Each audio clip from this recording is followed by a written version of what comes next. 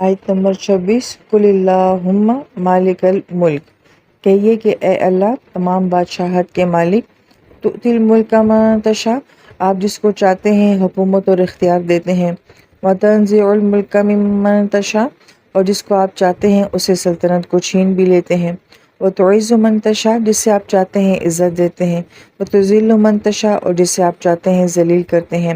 بیدک الخیر، اور آپ ہی کے ہاتھ میں سب خیر ہے، انک علی کل شیء قدیر، یقیناً آپ ہر چیز کے اوپر قادر ہیں۔ علماء کرام یہ فرماتے ہیں کہ اس آیت مبارکہ کے حدیث مبارکہ میں بہت زیادہ فضائل بیان کیے گئے ہیں، کیونکہ اس آیت مبارکہ کا موضوع بہت ہی خوبصورت ہے۔ ہم دیکھتے ہیں کہ آیت مبارکہ میں دو طرح کے الفاظ استعمال ہو رہے ہیں، ایک مالک اور ایک ملک۔ یہ مضمون سورہ فاتحہ میں مالک یوم الدین کے ضمن میں بھی بیان ہو چکا ہے۔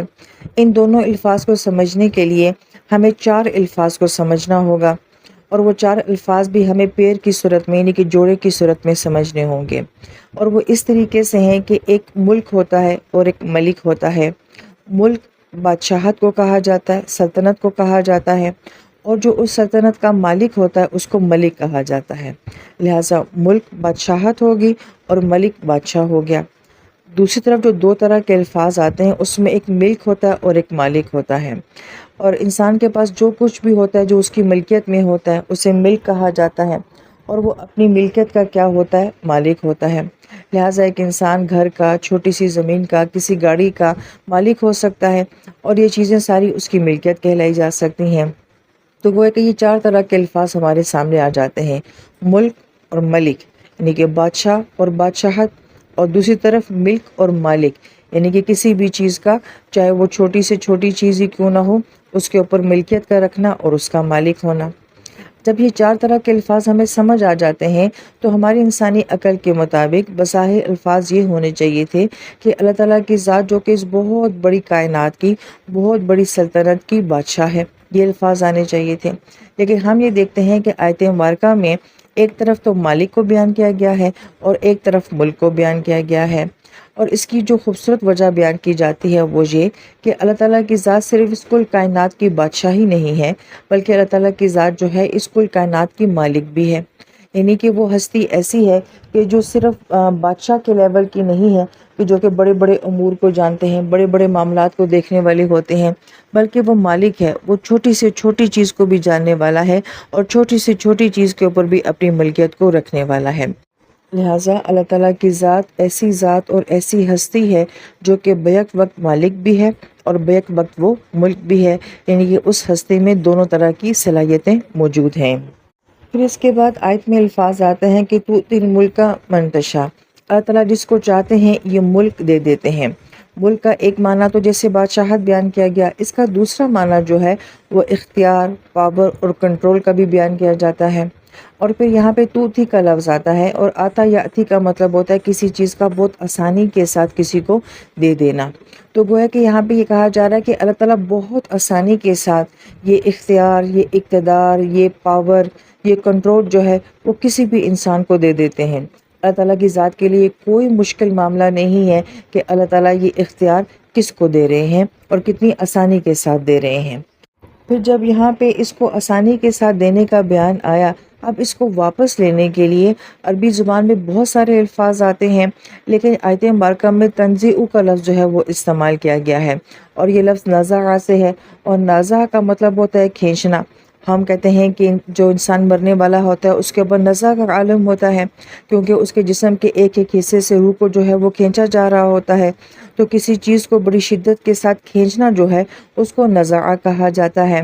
تو گویا کہ یہ اختیار، یہ پاور، یہ اقتدار اللہ تعالیٰ کسی کو بہت آسانی کے ساتھ دیتے ہیں، لیکن جب اس کو واپس لینے کی بات آئی تو پھر لفظ نزع استعمال کیا گیا۔ کیوں؟ تو اس کی خوبصورت وجہ یہ بیان کی جاتی ہے کہ یہ اختیار، یہ اقتدار، یہ پاور، یہ چیزیں ہیں یہ ایسی کہ جب یہ کسی کے پاس چلی جاتی ہیں تو کوئی بھی اس کو آسانی کے ساتھ واپس نہیں کرتا، اس کو آسانی کے ساتھ جو ہے وہ اس کو چھوڑنے کا دل نہیں کرتا۔ ہم یہ دیکھتے ہیں کہ چاہے دنیا کے بادشاہ ہوں، آج کے سیاست دان انسان ہو، جو بندہ بھی پاور میں آ جاتا ہے وہ بوڑھا ہو جائے گا، ضعیف ہو جائے گا، بیمار ہو جائے گا، مگر وہ کبھی بھی نہیں چاہے گا کہ یہ اقتدار، یہ پاور اس کے ہاتھ سے چلی جائے۔ لہٰذا اس لیے یہاں پہ یہ لفظ جو ہے یہ خوبصورت معنی دے رہا ہے کہ جب اس کو لیا جاتا ہے تو پھر اس کو چھین کے ہی کسی سے لیا جاتا ہے، انسان خود اپنی مرضی سے یہ کسی کو نہیں دیتا۔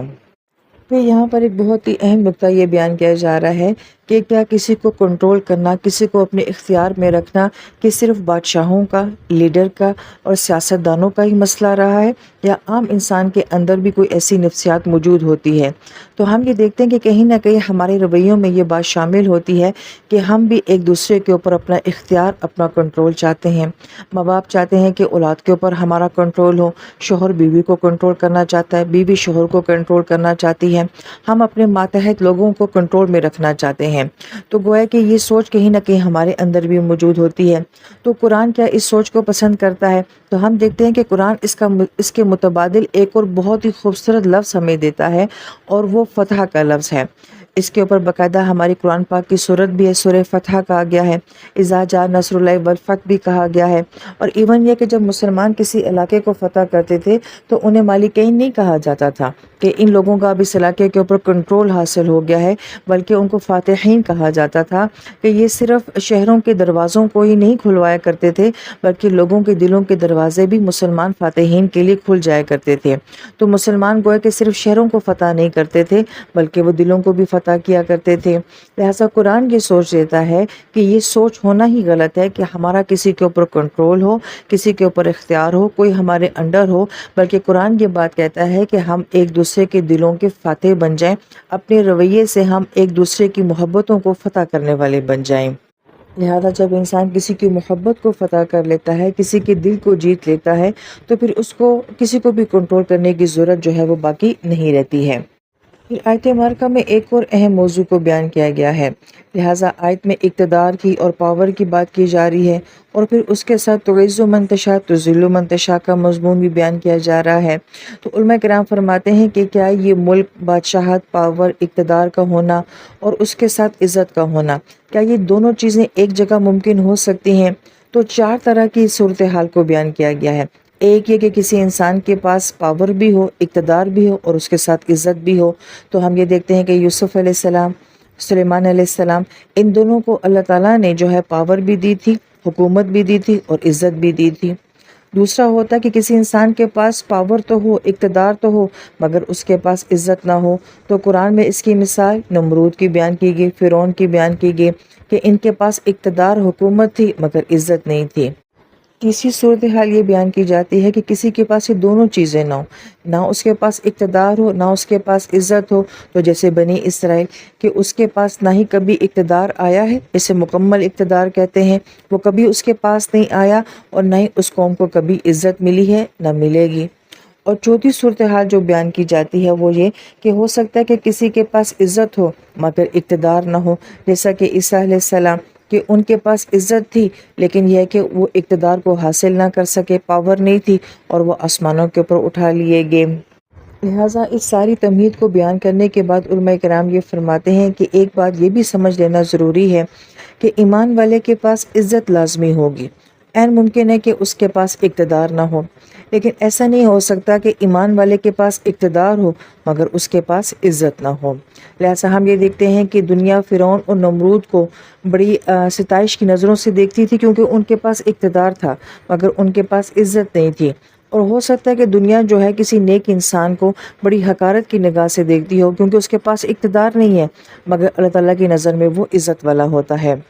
پھر اس کے بعد ایک اور بڑی خوبصورت اور اہم بات یہ کہی جاتی ہے کہ عزت کا اور اقتدار کا ہونا، یہ دونوں اللہ تعالیٰ کی بہت بڑی نعمتیں ہیں۔ ایک ظاہری نعمت ہے، یعنی کہ انسان کے پاس اقتدار ہو، پاور ہو، یہ بھی اللہ تعالیٰ کی بہت بڑی نعمت ہے، اس سے بھی انسان بہت سارے خیر کے کام کر سکتا ہے، اور اگر اس کے ساتھ عزت آ جائے یہ ایک روحانی نعمت ہے۔ تو یہ دونوں چیزوں کا اگر کمبینیشن کسی انسان کے پاس آ جائے تو یہ اللہ تعالیٰ کا بہت بڑا احسان اور یہ بہت بڑی نعمت ہوتی ہے۔